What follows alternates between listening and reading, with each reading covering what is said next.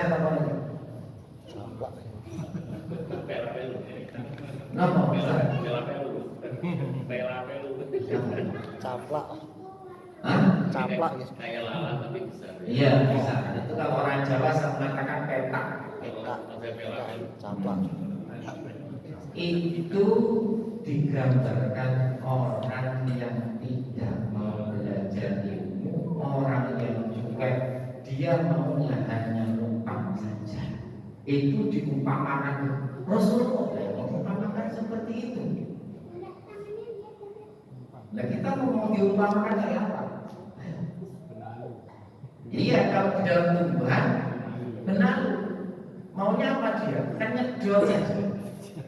Gitu. Maunya nyedot, maunya menangnya sendiri. Enggak mau disanakan, enggak peduli yang disedot itu purwo atau yang penting dia itu subur. Yang penting dia ada. Itu gambaran adalah orang yang enggak mau belajar ilmu. Enggak menang diri. Bener diri. Sakarepne dhewe, saudere dhewe. Lek ngomong kadang-kadang sasane. Lho itu Rasulullah lho ya, bukan yang mengatakan, bukan saya. Enten hati sini. Itu paham terus ini. Buat makanan ini motivasi lagi. Wa qala Nabi Muhammad sallallahu alaihi wasallam fadlul alimi 'ala al-'abidi sab'una darajatan ma baina kulli darajatani kama baina samai wal ardh. Keutamaan orang alim, sekali lagi, orang alim dan orang alim tidak harus menjadi ustaz. Orang alim tidak harus mempunyai pondok pesantren. Orang alim tidak harus masuk masjid atau musola jadi pengurus, tidak. Yang dimaksud orang alim adalah orang yang rakus mencari ilmu dan dia rakus untuk mengamalkan ilmu, meskipun dia tukang sampah, maka dia dikategorikan orang alim. Meskipun orang alim jadi pejabat, jadi orang yang terhormat secara fisik, tetapi dia tidak mau mengamalkan ilmunya, juga belum disebut dengan orang alim. Jadi jangan kalau mengatakan orang alim itu kemudian ustaz, kiai. Ya memang dia orang alim, tapi tidak seperti itu gambarannya. Orang alim itu adalah orang yang berilmu, orang yang tahu dan orang yang mengamalkan ilmunya. Itu adalah orang alim. Di sini dibandingkan orang alim itu melebihi orang yang ahli ibadah yang tidak alim dengan derajat berapa? Derajatnya 70 derajat. Bayangkan 70 derajat. Jadi ada orang ahli ibadah tapi tidak seberapa alim. Ada orang yang alim ibadahnya biasa-biasa saja. Ini derajatnya 70 kali lipat orang yang ahli ibadah. Sementara satu derajat itu, satu dengan satunya derajat itu jaraknya antara langit dan bumi. Makanya kalau kita Allah digerakkan menjadi orang yang boleh ilmu mendengarkan dan mengamalkan, bersyukur sekali kita. Allahumma shalli ala Muhammad. Wa qala aidan man lam yahzan bi mautil alimi fa huwa munafiqun fa innahu la musibata Allah bi mautil alimi. Kata Nabi, barang siapa yang tidak senang, tidak sedih, barang siapa yang tidak sedih dengan matinya orang alim, maka di hatinya orang itu sudah ada penyakit munafik.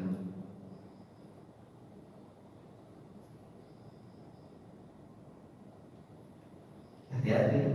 Kenapa? La musibah Allah. Karena tidak ada musibah yang paling fikih kecuali matinya orang alim. Jadi kalau kita itu ada ustaz, ada kiai, ulama meninggal, sedih. Ojo cuek, jangan. Cueknya kita itu menunjukkan di hati kita ada karakter orang munafik. Sedih. Karena Allah itu memuliakan orang di muka bumi itu dengan ilmu. Dan Allah itu nanti akan mengambil ilmu. Lah, Allah mengangkat ilmu itu tidak langsung ilmunya yang dihilangkan, bukan, tapi ahlinya ilmu. Saya di zaman ala ummati la yabqa min al-islami illa ismu wa la yabqa min al-qur'ani illa rasmu. Besok di akhir zaman akan datang suatu masa yang mana Islam tinggal identitasnya saja, namanya saja Islam. Hanya Quran tinggal tulisannya saja. Artinya apa? Orang yang ahli Quran sedikit, bukan yang membaca Quran. Kalau yang membaca Quran semakin tahun semakin sedikit atau semakin banyak, yang paham Al-Quran semakin tahu semakin sedikit banyak. Ayo santri sini sing hafalan kan banyak. Yang memahami Al-Quran contoh bidang fikih dikit kan? Di mana-mana banyak dilombakan itu membaca Al-Quran, pondok Al-Quran. Bukan jelek, ayo. Tapi sedikit sekali anak-anak kita diarahkan untuk memahami Al-Quran. Tanda kutip adalah ilmu fikih.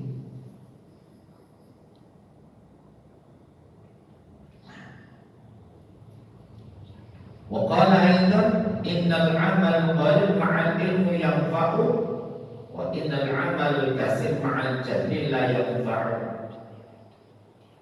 Nabi bersabda, amal yang sedikit tapi dibarengi dengan ilmu sangat manfaat. Amal yang banyak disertai dengan kebodohan tidak akan bermanfaat. Ini disampaikan oleh Rasulullah. Wa qala Umar radhiyallahu anhu mautu alfi 'abidin qa'imin bil laili sha'imin bin nahari ahwanu min mauti 'alimin wahidin yu'allimu ma ahallallahu wa ma harramahu wa illam yazid 'alal faraid.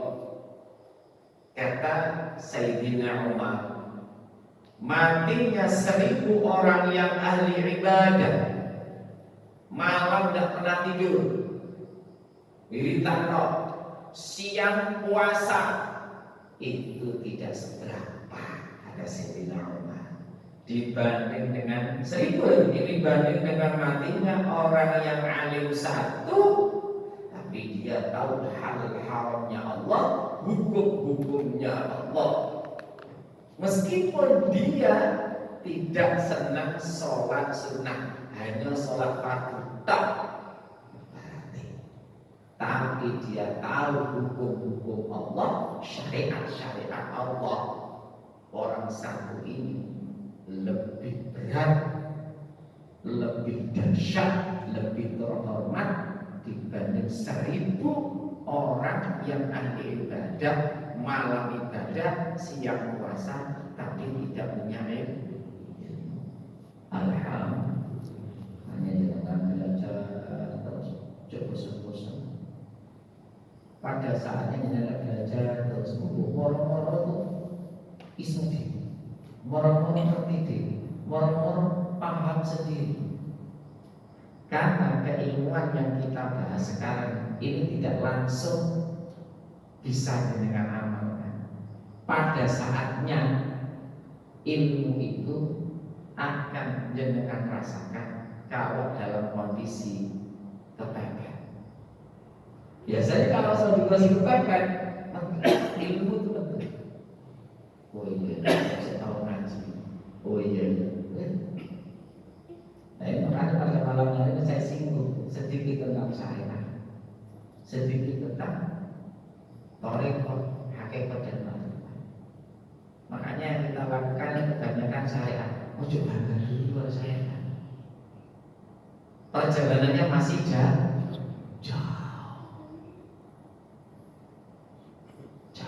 Syariat saja masih belum paham. Ngono sudah terus ngaku. Kalau secara syariat sholat, imam salah. Imam seharusnya sholatnya 4 rakaat, imamnya 3 rakaat. Siapa yang ingatkan? Yang ingatkan? Makmum, ya kan? Makmum. Imam membaca surat-suratan salah, yang mengingatkan makmum. Betul. Tetapi ketika imam dan makmum salah dalam hatinya, ketika Allahu Akbar, ini benar biasanya benar, bacaannya benar, tapi hatinya salah. Artinya salah. Kau lahiriahnya, niatnya mau menghadap Allah, tapi batinmu tidak menghadap Allah. Siapa yang mengingatkan? Hah? Allah sendiri. Dengan apa? Fawailun lil musallin. Celaka bagi orang yang salat. Alladzina fi salatihim an salatihim sahun. Lahiriahnya salat, hatinya kemana? Lalai. Siapa yang mengingatkan? Allah sendiri mengancam. Ini bagiannya. Jenengan dicari seperti ini di dalam syariat ketemu. Maksudnya dalam dimensi toriko. Paham? Ini paham ya? Sodako baik dan syariat. Diterima tidaknya, oh ikhlas apa enggak, dibahas tidak di dalam syariat. Yang membahas ini adalah paham?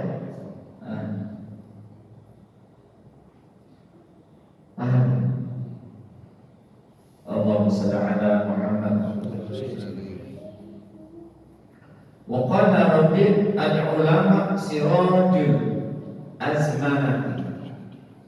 azminati.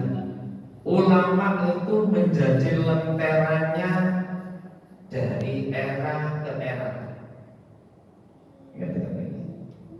Kullu alimin misbahu zamanihi, dan orang-orang yang alim itu juga akan menjadi lentera di eranya. Mereka akan menyinari lingkungannya, kaumnya, masyarakatnya. Nunjabu jamaah. Ulama ahli waris para nabi dan rasul. Ulama itu lentera. Maka ketika jenengan mendekati ulama, berarti jenengan punya lentera. Kau menjauhi ulama, berarti kau tidak punya lentera. Kalau kau tidak punya lentera, kau tidak punya sinar. Kalau kau tidak punya bersinar, maka jalanmu tidak punya tujuan dan arah yang tepat.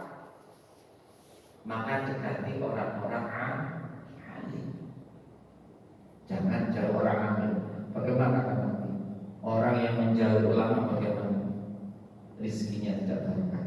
Kerja tapi tidak barokah. Numpak jalan paku. Lo gitu? Kan sudah. Dia akan dikuasakan oleh orang-orang yang menzalimi dia. Lingkungannya, temannya, atasannya, bapaknya. Kamu sih itu bully toh. Lo itu berarti tanda-tanda itu orang jauh dari ulama. Itu kan nabi lo itu. Yang dikhawatirkan nomor 3 orang yang menjadi ulama. mati dalam kondisi tidak membawa iman. Suul khotimah, naudzubillah min dekat. Ulama itu harus kau dekati, harus kau pegang teguh, kau ikuti dia. Ulama itu bisa memberikan syafaat kepada kaumnya, kepada masyarakatnya. Kalau jenengan menjadi orang yang alim, mengamalkan ilmunya, kau bisa memberikan syafaat kepada ayah ibumu, kau bisa memberikan syafaat kepada anak istrimu. Kau bisa memberikan syafaat kepada 40 orang ke sana, 40 rumah, 40 rumah, 40 rumah, 40 rumah. Kau bisa memberikan syafaat kepada mereka. Memang syafaat itu hak prioritas Allah yang diberikan kepada Rasulullah. Tapi Rasulullah tidak monopoli, tidak seperti kita. Kalau kita diberi uang 1 miliar, ya kalau bisa jangan sampai terbagi. Laisa malah kalau Kanjeng Nabi Muhammad ini yang beri kau syafaat, terima kasih ya Rasul. Tapi syafaat ini izinkan aku bagikan kepada siapa? Kepada hamba-hambamu yang soleh. Kapan itu transaksi itu terjadi? Ketika Rasulullah Isra Mi'raj. At-tahiyyatul mubarakatus sholawatu thayyibatu lillah.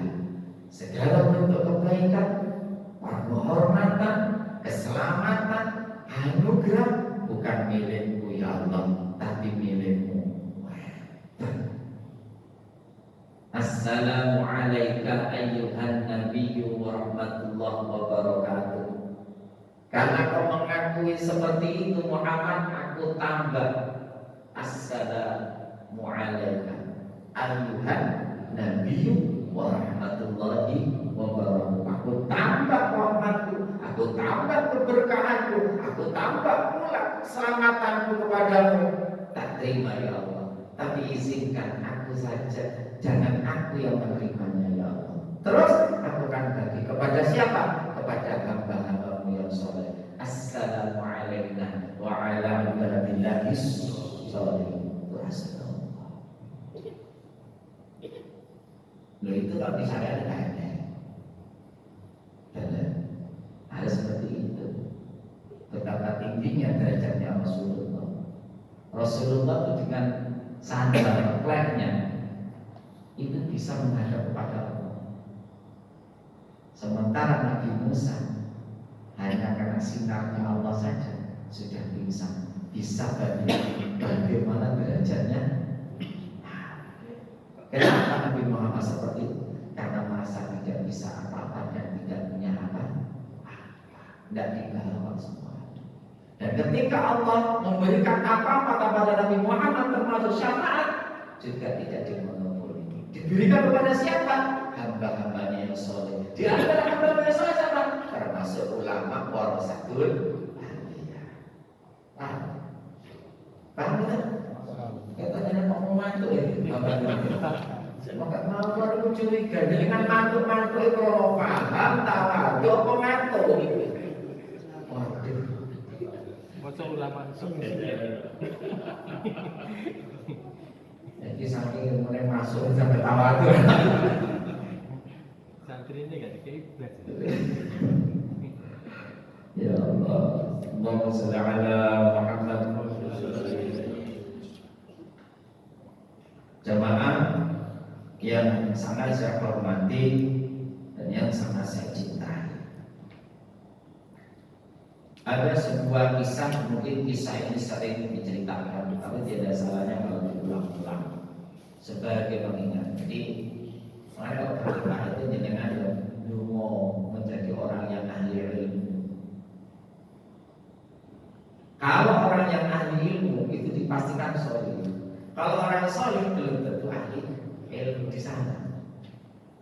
Kalau memiliki anak pun dungo ahli ilmu, anak yang soleh. Anak soleh itu ada dua pandangan, ya. Pandangan baik yang berhubungan dengan Allah, pandangan baik yang berhubungan dengan manusia. Itu namanya soleh. Karena ada anak yang soleh menurut manusia umum, pokok anak itu manut, dikongkon rono, dikongkon rene, ngono,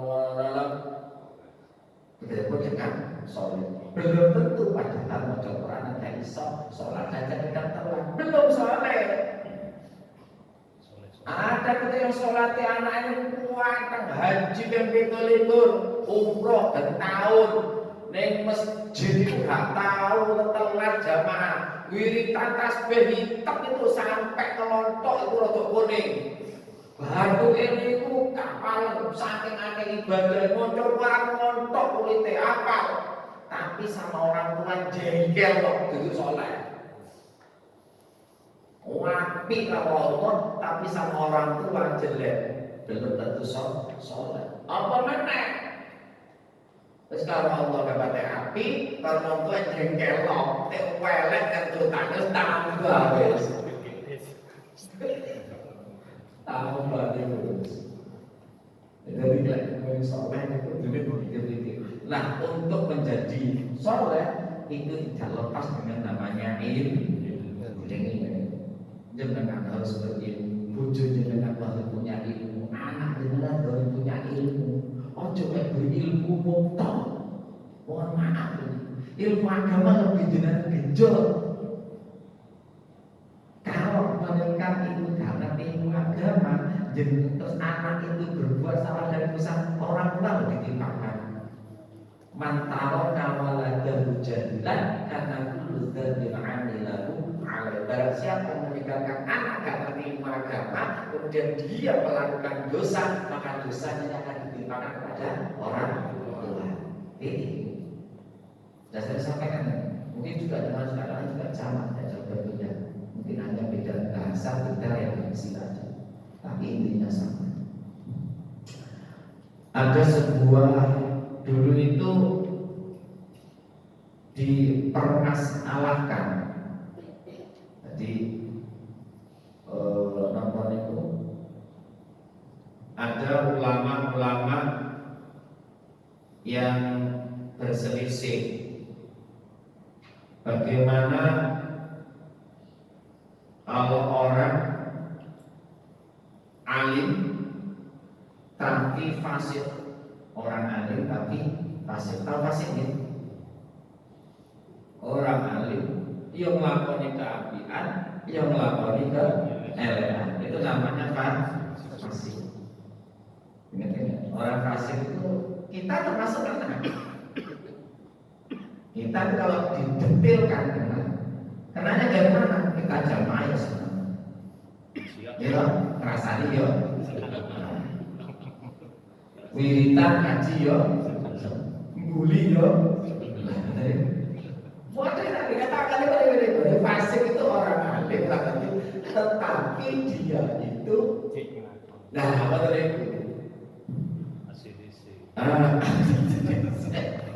Fasik dia sebenarnya. Sentrum ya, ibaratnya kayak apa? Gitu. Lalu lebih bangga gitu. Yang jajanin kiai ya gitu, kumpul-kumpul kalau main yuk gitu, kumpul-kumpul kalau kiai ustad yuk gitu. Jadi panitia pengajian yuk gitu, main gaple kalau mabuk yuk itu termasuk kata itu. Ada dari itu nyuntik. Lo kita bukan nggak usah ramai, kita juga begitu. Pulau kan, apa 310 kan? Miwon sami. Nah, ada ulama-ulama itu kumpul. Karena Nabi Muhammad itu pernah bersabda, al-alimu habibullah walau kana fasiqan. Orang yang alim itu dicintai oleh Allah meskipun ia fasik. Wal jahilu aduwwah walau kana 'abidan. Orang yang bodoh itu dimusuhi oleh Allah meskipun dia ahli ibadah. Akhirnya ulama dengan hadis ini kumpul. Ya tetap hati aja sih tolong banget. ambilan sing mau goblok ambilan ibadah. Kita yoba ben maling wis mau maling maksiat. Oh. Oke. Akhirnya dicoba. Ini kalau yang kita Auliya Wasyayatin itu ada sebuah cerita juga. Ada sebuah cerita juga.